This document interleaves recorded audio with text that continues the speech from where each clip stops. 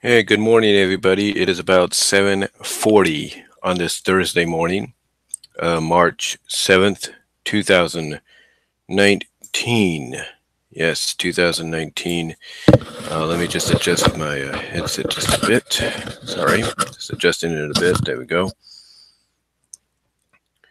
Yeah, but it is March 6th.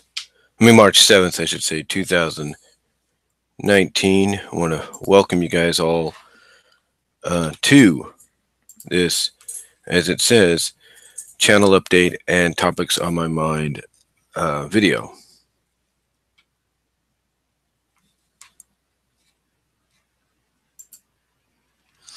Um, but yeah, as the title says, it's also, like I said, it's early too, guys. Like I said, it's about 7:40 in the morning right now. Um,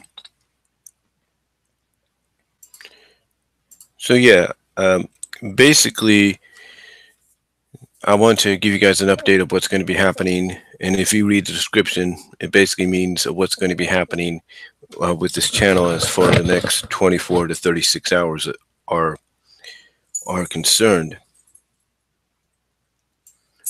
Um, so yeah. With that said, and like I said, with that said, I want to come on here and let you know what's going to be happening within the next, like I said, 24 to 36 hours.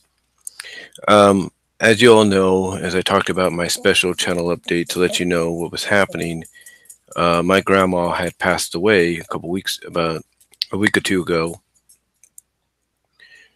It's going to be actually a little over a week ago, almost going to be 2 weeks this Saturday.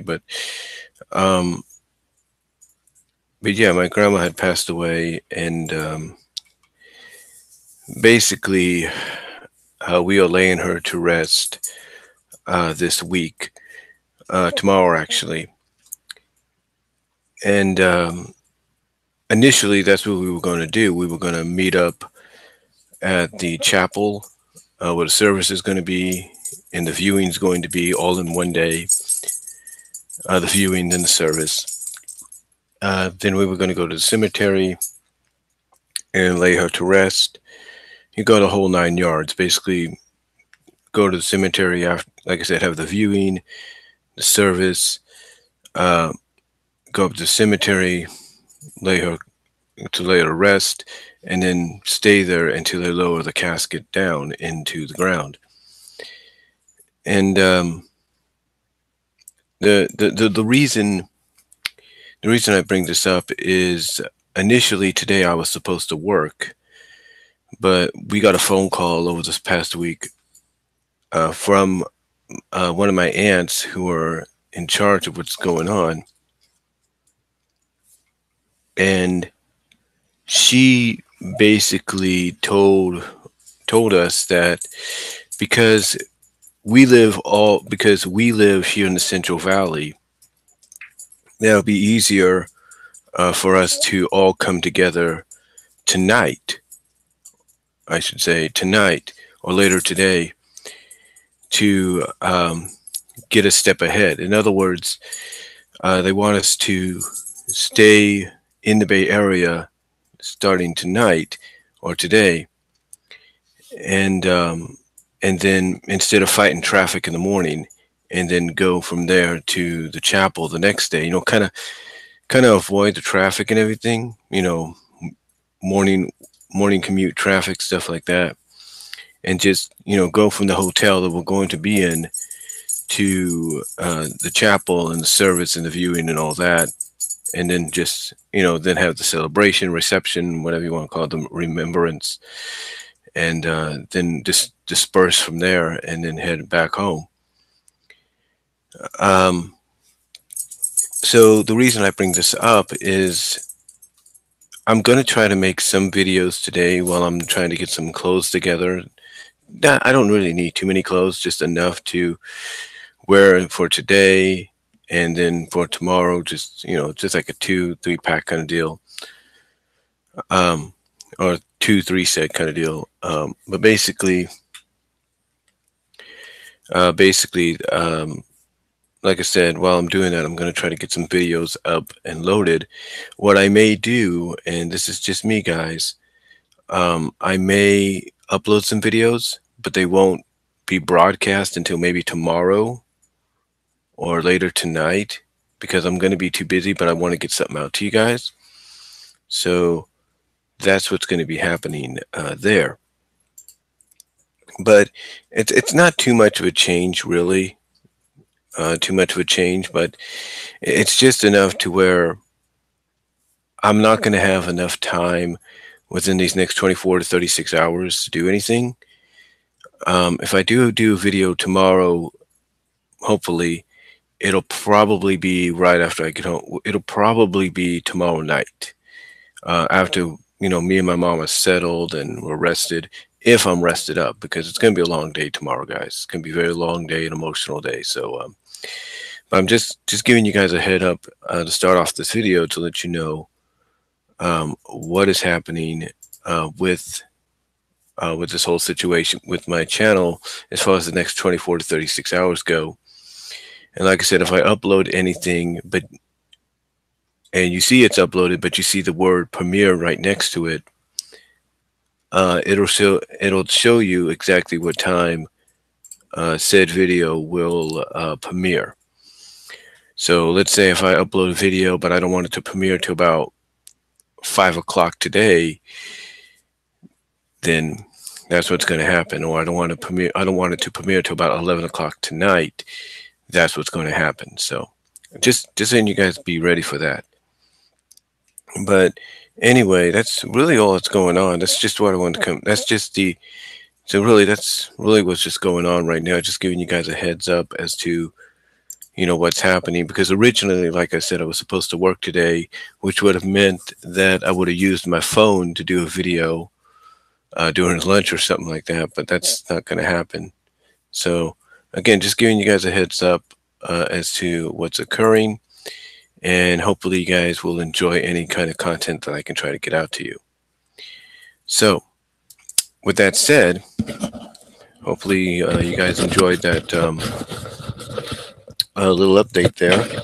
Just adjusting my headset here. Again, hopefully you guys enjoyed that update there to kind of let you know what's going to be happening within the next 24 to 36 hours. So just let you know. And hello, Valentine. Good to see you online.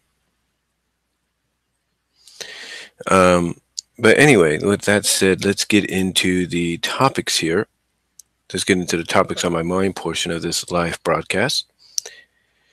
And we're going to start off with the first topic, which is where does the Riverdale series go from here after Luke Perry's passing? Now, in case you guys don't know, Luke Perry, who played Fred Andrews in the series, had a stroke, and it was a massive one. It was a massive stroke, to the point that he had to be put into a medically induced coma, but it wasn't enough. And unfortunately, this past Monday, he passed away at the age of 52. Luke Perry had a very good filmography, if you will, of movies and shows that he was a part of. Most notably, he was part of Beverly Hills 90210. Now, in case you're wondering, no, he was not going to be part of the reboot, but he did play a significant role in the original. He did appear in movies, we know that. He appeared in series like Oz and a few others. So now the question is, where do they go from here? This past week, I think Tuesday or Wednesday, they showed one of the episodes with his character. I'm pretty sure they put in front of it in memory of Luke Perry before they broadcasted it. So now the question is, where do they go from here? How do they fix this? Because we're not sure if they got to film the rest of season 3, if they still got to finish up the rest of season 3, and how they're going to address this. or they're going to wait till season 4.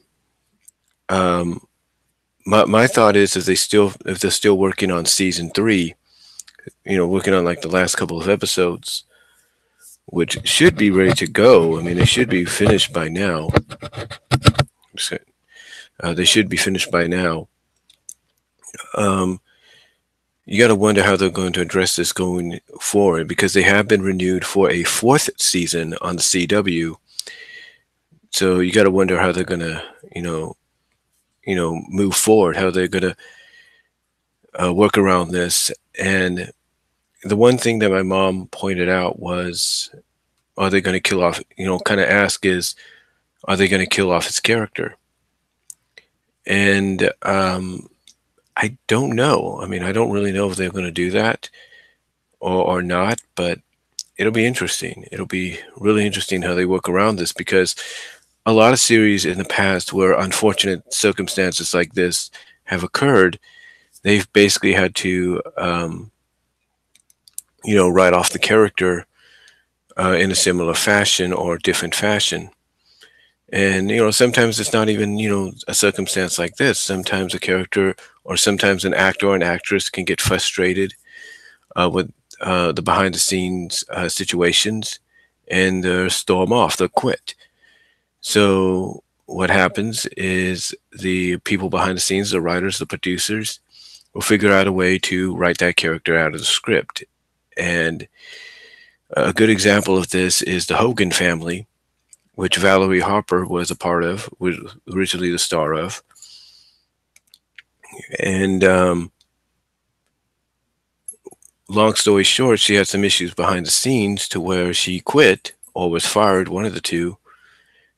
She was replaced by Sandy Duncan, but Sandy wasn't replacing her as the mom. She was replacing her sort of like as the innkeeper, sort of like a maid, nurse. I don't really know. I think an aunt initially. I don't really know. But what happened was what happened was when Valerie quit or was fired, they were left with a situation of how do they write her character out of the picture. And they came up with the idea of, in storyline, her character dying in a car crash. So that's how they took her character out of the picture. And there were times during the Sandy Duncan run that they would acknowledge the character's death and kind of play, kind of do some storylines around that, especially with the oldest son, who I think was played by Jason Bateman. I'm pretty sure by that. Pretty sure of that.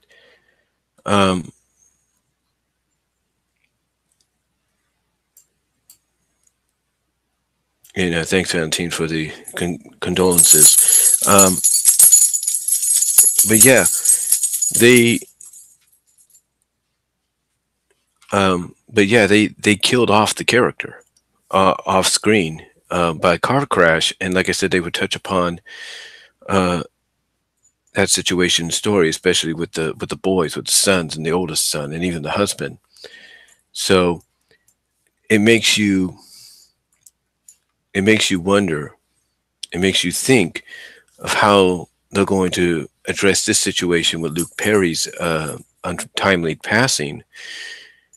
And who knows? I'm guessing they're probably going to go down that route where off screen the father died or something. I'm not really sure, but they'll find a way, hopefully, because this does put them in a very unfortunate circumstance. I mean, Riverdale is a very good series. I've got both seasons on DVD.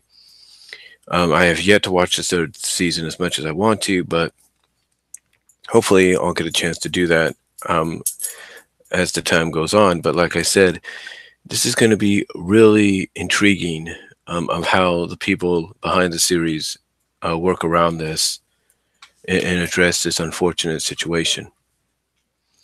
So Godspeed to the people at Riverdale. Condolences and prayers to Luke Perry's family. And we'll just see what happens here. So, but yeah, they're kind of in a bind right now, and God willing, Lord willing, they find a way around this situation.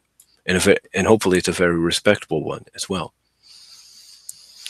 So okay, with that out of the now let's move on to the next topic, which is Hasbro focusing more on movies in the future. Now, recently I asked John Campa, I think that's his name, John Campa, on the John Campa show, doing one of his weekend open mic live streams. I mentioned to him about the news that broke at the New York Toy Fair, New York State Toy Fair, of Hasbro's intention of bringing out 4 new movies within the next couple of years. Now, I did talk about this on my own doing a live stream, I think during my lunch at work one day. Well, it was, I think, a little sprinkling or not, I'm not really sure. And the movies they have planned and for the next year or so go like this. They have G.I. Joe and Micronauts planned for 2020. And they have Dungeons and Dragons and My Little Pony planned for 2021. They also have in discussion and in the works another Bumblebee movie. They have an Optimus Prime spin-off film coming from that, as well as possibly an origin story on Cybertron. Now, Hasbro also owns a lot of other properties as well, including Inhumanoids, Play-Doh. There's been rumors about a Play-Doh movie, stuff like that. So, again, the question is, so the thing is when we talk about this, the thing is, how successful will these movies be? Now, when it comes to My Little Pony, there's speculation of what this could be. You know, since it's coming out in 2021, a lot of people are wondering if that means Hasbro is going to hold off on G5 until that time, or if G5 is going to initially be already on the air, and this is going to be the movie that culminates with it, or kind of takes place within the same continuity, a la what they did with My Little Pony Friendship is Magic, where the movie was a bridge gap between season 7 and 8. Will they do the same thing with Generation 5? We don't know. Or will it be its own standalone film? It's like I said before. You take examples from, of course, Transformer movies when they were under Michael Bay. The Ninja Turtle movies, whether the 1990 ones or the recent Nickelodeon Paramount ones, and they all are basically seemingly their own thing. They all seemingly are their own thing. They all take place within their own kind of continuity. So you have to wonder if maybe they'll do that with this new MLP movie, like G5 maybe already on the air, but the movie comes out and it has nothing to do with G5. It has the same characters, but it's its own deal. It's its own thing. And as I've said before, I think if they go with that decision to let it be its own thing, let it do its own thing and all that, if they decide to do that and not, make it part of G5, like it takes place between the first season, second season, or it's an origin story that we didn't get during the initial beginnings of G5. Okay, that's cool too. But if it's its own thing, the benefit about that is they can be a little bit more looser. They don't have to follow certain restrictions. Because I think when you take a look at the 2017 film, when you take a look at that,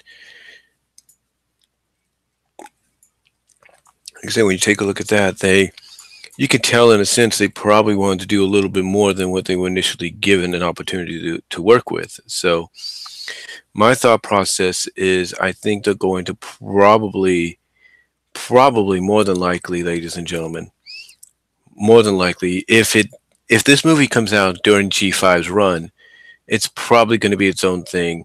Well, it's going to be one of two things. It's going to be its own thing, or it's going to be a bridge gap of a movie, or it's going to be a bridging movie. It's going to be a bridge between the first and second season of Generation 5. So that's how I look at it there. Dungeons and Dragons, I think, has the potential to be one of those borderline PG-13 R-rated films, just for what it's dealing with, the subject matter, the characters, the stories. If done right as well, if you get the right people behind it, it could be the next. And this is hard for me to say, and I know it might be surprising for people to hear this, but if they get the right people behind Dungeons and Dragons, it could be, despite whether it's a PG-13 or R-rated film, because it's going to be borderlining that. Um, it could be the next Lord of the Rings trilogy if done right, if you got the right people behind it. So, and it has that potential just because of, like I said, what it's based around, the environment, all that. So, but again, the other thing that you have to look at with it is depending on how you feel about D&D. And there's a lot of people, religious wise, like my family, my mom, that don't like it. I'll give you a good example. A good friend of mine here online, I think it was Frank Hill, I believe. I think it was Frank Hill or Ignacio Hernandez, one of the two. And I say that with all due respect, I can't really remember. But I remember getting a package from them with a couple of movies. And it was during the summer. During one summer, we still lived in Patterson at that time. And I remember getting the package, and one of the movies or complete series sets that was in there was Dungeons and Dragons. And what happened was I showed my mom what it was because she was curious what I got. And when I showed her what one of them was, she says, you're not having that in this house. Get rid of it. So unfortunately, I had to toss it in the trash. And I say that because my friend had gone to the trouble to buy me that online just to have me throw it in the trash, and literally it became garbage. So I do again apologize for that happening, because the one thing I would have done, and I did this with Mortal Kombat X, is I would have prayed over it. I would have prayed over it before I probably played it or something, or watched it or something. But yeah, unfortunately ended up being trash. So, and again, the reason I bring this up is because there's a lot of families that are like that. And, when they hear the potential of a movie like this, being made under the Hasbro AllSpark Pictures banner and Paramount distributing it, they're going to wonder, are they going to make it PG-13? Are they going to make it borderline PG-13 where it's kind of like has those R elements in there? Or is it going to be straight up R? We don't know. We'll just have to wait and see what they have planned and in the future for that down the line. We'll just have to, like I said, we'll have to wait see what they have planned in the future for that.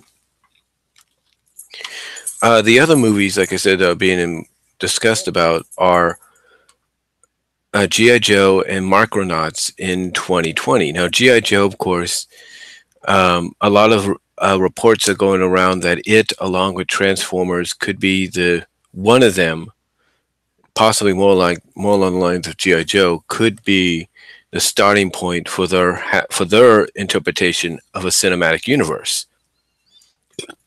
In other words, G.I. Joe would be like that foundation that would connect all the future movies together within that same universe, or movies that would relate to that universe.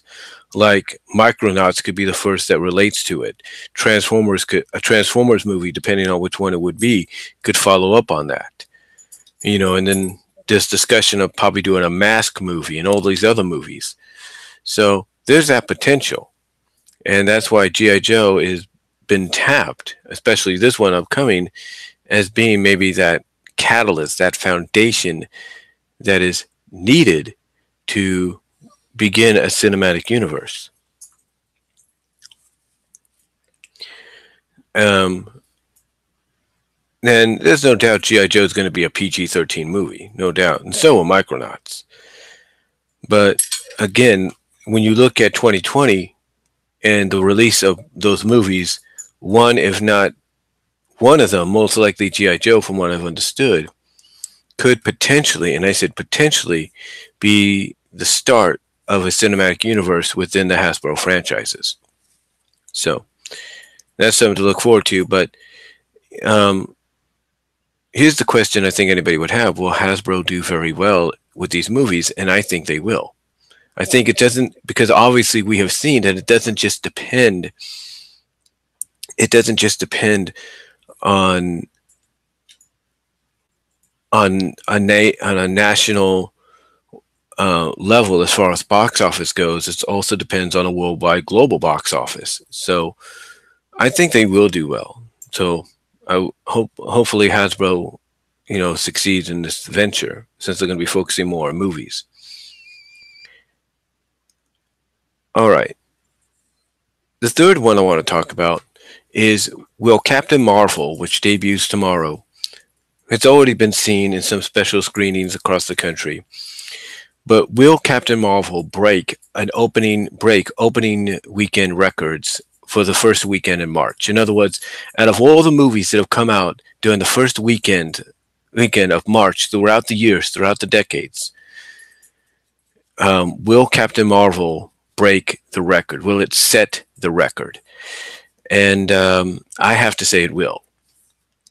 I have to say that Captain Marvel is going to break tons of records, not just nationwide, but globally as well. I think Captain Marvel is going to succeed beyond expectations. It's going to get people hyped up for Endgame, and yeah, that's really all I can say on it. I mean, they put too much promotion into this as we speak. I mean, heck, what is it? What is it? AE, American Eagle, has various live streaming webcams in New York and in Las Vegas. And when you look at one of the New York ones, which I think the two you have to look at are the Broadway and the Times Square one. One of the electronic billboards that you see plastered across some of the buildings, or when you walk around in that area, is always showing Captain Marvel, Captain Marvel, Captain Marvel. So, in my opinion, there's no doubt that Captain Marvel, I think, is going to really succeed. And, and I understand why some people are upset, maybe, or critical about Captain Marvel. Out of all the actresses, they believe that could have been chosen for the role, they went with Brie Larson. Let me kind of tell you guys this. Brie Larson may not be, in your eyes or in those people's eyes, the ideal superheroine when it comes to a role like Carol Danvers or Carol Danvers, and AKA Captain Marvel. She may not be in that typical heroine in their minds, but she's a good actress. She's the kind that obviously does her homework, does her research on characters that she's going to be taking on the role of. I mean, take a look at Kong Skull Island. You can't tell me she didn't do enough research for the roles that she got there. So, to me, I think Brie Larson's going to do a great job, and I believe Captain Marvel, and I think it's no secret, is going to break some big time records over this opening weekend. It's going to set the record. It's going to set the standards for the first weekend in March. It's going to basically be, like I said, it's going to break the records. It's going to break the record. And I know I sound like I'm repeating myself. I do apologize. But it's going to break the record for opening weekend in the first weekend of March for any decade or year or even century. It's going to break the record. And there's no doubt. Every showing is going to be a near sellout, a near capacity, mostly in the evenings. And the weekends are going to be no different. So I definitely see Captain Marvel, breaking those records, breaking the opening weekend record for the first weekend of March for any decade or year or even century. I really do. So there's no doubt it's going to be a box office success. Yes, especially with it opening up this weekend, being the first MCU movie, superhero movie of the new year, being the first female-led one for Marvel, for the cinematic universe. It's gonna break records. It's gonna turn heads, and it's gonna get people hyped up and ready for Endgame that comes in the next 2 months. So 2 months later, so in May, or actually in the following month, I should say, the end of the following month, which is April into May, I should say. So yeah, Captain Marvel is going to break a lot of records, guys. Expect it. Expect that to happen. All right. Last but not least, let's talk about something that many have talked about before. Even I think I brought it up, I believe, and that is: will Disney eventually go with an MCU, Marvel Cinematic Universe, Marvel Cinematic Universe? Let me rephrase that. Will Disney eventually go with an MCU quotations like environment for the Disney afternoon shows in the future, with DuckTales being the foundation? Now, in case you guys are wondering what I mean, and in case you've been living under a rock, no offense, no offense. Basically, Disney rebooted DuckTales around 2017. It's in its second season, 2017-2018, I should say. Between 2017 and 2018, I should say. It's in its second season, and already it is doing something that nobody has ever thought would happen. Now, the only other time we've had anything close to this was throughout this little mini newsstand magazine called the Disney Adventures. And it was in several issues of the Disney Adventures that we had a story arc called The Legend of the Chaos God. And The Legend of the Chaos God comprised of several different Disney afternoon shows. It started with Tailspin, went to Rescue Rangers, went to DuckTales, and then went to Darkwing Duck. It even had Goof Troop in there, I think. Yeah, it went from, oh yeah, that's what it did. It went from Tailspin. It went to Rescue Rangers. It went to Goof Troop. It went to DuckTales, and it went to Darkwing Duck. You know, that's what it did. And basically, and my finger hit the mic there, I do apologize.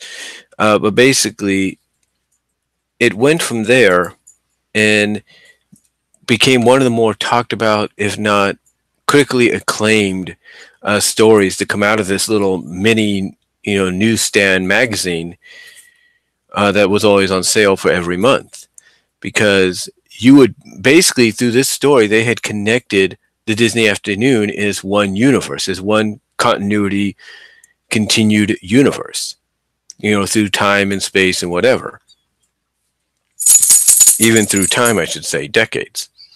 So they basically used this Legend of the Chaos God to basically, and thank you for the subscription, Dark Camina, Wolf. But yeah, they had basically used the Legend of the Chaos God story around the mid-90s to connect the Disney afternoon as one universe. It's basically existing with basically these shows existing within the same continuity and universe, even through time. So, and hello, BJ 172. But so yeah, the reason I asked this question is, will Disney do this with the new DuckTales series? Like I said, in case you haven't been watching the series or been living under a rock, no offense. Basically, the new DuckTales series, which is a reboot and been a very successful reboot. A lot of people say that this is an example of how to do a reboot properly of a nostalgic property, I should say. It has made references throughout its shows, throughout the series run. It has made references and acknowledgments, and even had, and that was my dog. She's just waking up right now. She's okay. She's fine. But like I said, they've been acknowledging the existence of all these other referencing and acknowledging the existence of all these other Disney afternoon shows. even from the first episode, you had them talking about towns like Cape Suzette and Spoonaville. Later on, you had Don Carnage debut. You had Darkwing Duck exist. You have shown Darkwing Duck existing in the same continuity and universe, even though in this interpretation he's an actor. But I believe they're probably going to go a step further and turn him from an actor to an actual hero in the future. That's just my thoughts. But they've also had references, like I said, to Tailspin with Darn Carnage debuting. Goof Troop with mention of Spoonaville. Heck, they even had gummy bears acknowledged. And recently, Chris Moore, Rowdy C, brought this up. They had an episode with one of them facing a villain, I think it was Dewey, who was drinking gummy berry juice. So gummy bears live in this universe, different time and all that, just like Tailspin. And the other one, Rescue Rangers, it's kind of in the air, but Legend of the Chaos God, I think, opened the door for them to be in the same universe as well. That's what I think. So, do I think Disney will go that route, though, in the future? If they've already set up the fact that St. Canard, Cape Suzette, and Spoonaville exist in the same world, is they've already established that even through space and time, gummy bears, gummy gland, gummy berry juice all exist in the same world, or in the same continuity and universe. If they establish the fact that, the Tailspin characters are in the same universe, Darkwing Duck is in the same universe, there's no doubt in my mind that this is exactly what Disney's setting up for. They've already renewed DuckTales for a third season. There's hope that we're going to get more rebooted Disney afternoon shows in the future, from Rescue Rangers, Tailspin, Gummy Bears, Rescue Rangers, Bonkers, Gargoyles. Who knows? Who knows what they have planned? But there is, hope that we're going to get more rebooted series. But the way they're setting up DuckTales, they're setting them up as being like, being that foundation, being like they're going to be the kickoff point, the starting point for possibly all these new reboots to come in the future. That's why you have mentions and acknowledgments of Tailspin's existence in this world, Gummy Bear's existence in this world, Darkwing Duck, Goof Troop, maybe Rescue Rangers in the future. You have this acknowledgement. And I think it's only a matter of time before something comes about it, because you can't just, and I believe the writers know this, the people behind this know this, behind the series know this, that you can't just keep doing this and doing this and doing this and not have a payoff, in mind. And I think we're going to get a payoff very soon. I just don't know when or where, and I don't think anybody else does. But like I said, you can't just do this and not have a payoff in the future. And I believe we're going to get a payoff, whether it's at the end of this second season, whether it's at the end of the third season, who knows? More than likely, it might be in the third. It might be, in the third season that we get a payoff of some kind, because it looks like what they're doing with the second season here is they're going to focus it more on Della Duck and how she gets back from where she is on the moon. So they're going to focus more on her. Matter of fact, this Saturday is supposed to be the episode that's about her. But you're going to get an all-new episode. It's going to be about Della Duck. So it's going to be really interesting to see, how this all came about with her. And like I said, they're going to, obviously, looks like the second season is going to be more about her getting back and whatever evil and stuff they have to deal with when she comes back and she helps them. And then the third season, I think, is going to be where all these references, acknowledgments, and stuff of all these other Disney Afternoon properties pays off. I think that's what it's going to pay off in the third season. So, do I think Disney's planning to do something, MCU like with with the Disney afternoon shows as far as DuckTales is concerned? Absolutely. Um, and I think honestly, since it looks like I said, they're dedicating season 2 mostly to Della Duck, I think the third season is going to be where the payoff occurs. So, where this all comes to a head in the future with all these, like I said, with these references and acknowledgments and stuff. I think the third season's where we're going to get a payoff for it. So that's what that's what I believe. That's what I feel. So anyway, with that said, is there anything else? Oh yeah, just I want to bring up this real quickly. It's not in this description. I'll probably put in there, but a little bit of a bonus one. What the heck is Sci-Fi and Hanna-Barbera thinking? Or mostly Sci-Fi. What are they thinking? Along with Warner Brothers or whoever owns the properties to the Banana Splits. What are they thinking? Why would you want to get into the rebooting game or the revival game of old properties for the past, well, what is it, 40, 50, 30 years, or 30 to 50 years, and you want to reboot them as something that they never were meant to be? And in case you guys don't know, Sci-Fi plans to distribute, I think, during Halloween this year, I think that's the plan they have, during Halloween this year, a Banana Splits horror movie. Yeah, they plan to distribute that on the Sci-Fi network. My only guess is it's going to be a parody. It's going to be a horror. It's going to be a parody. It's going to be a horror parody satire movie. It's going to be a horror movie. It's going to be a satire horror movie. In other words, you don't take it seriously.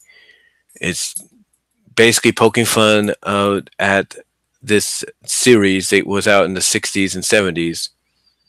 So my opinion is that's what so the way I look at it, this Banana Splits horror film is nothing more than it's going to be nothing more than a horrific satire parody. Not to be taken seriously, just like those Sharknado movies and stuff. It's just going to be a parody and a straight up satire. Not to be taken seriously. So if you do see it and you're a fan of Banana Splits or you grew up with them, don't worry about taking it seriously. It's just a satire and a parody from what I can tell. Or, well, at least that's my opinion. Because if they just straight up make it because if they go straight up horror movie with it, you're basically slapping the faces of people that grew up on the Banana Splits. So, and slapping the face to the franchise and even Hanna-Barbera, who I think was behind it, and Warner Brothers, who was behind Warner Brothers, Hanna-Barbera, who was behind it. So, I don't think that's what's going to happen.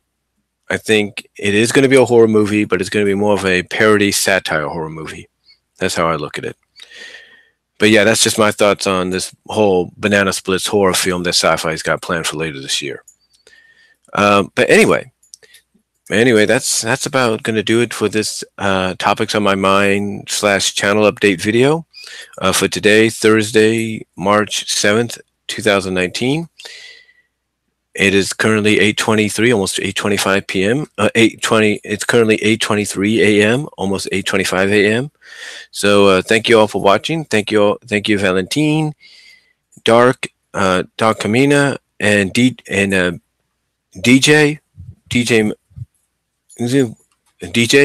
Thank you guys for tuning in. Let me know what you all think down below in the comments section about what I've had to say. Post live after this has been uploaded and the stream is over. So let me know what you guys think. Comment down below. I'd love to hear from you guys. Again, thank you all for those that tuned in live and talked in the chat room. And I will talk to you all later, guys. God bless. Take care. And yes, I did get a haircut. So that's all I'm going to say, guys. So that's all I'm going to say for now, guys. So till then, God bless. Take care. I'm out.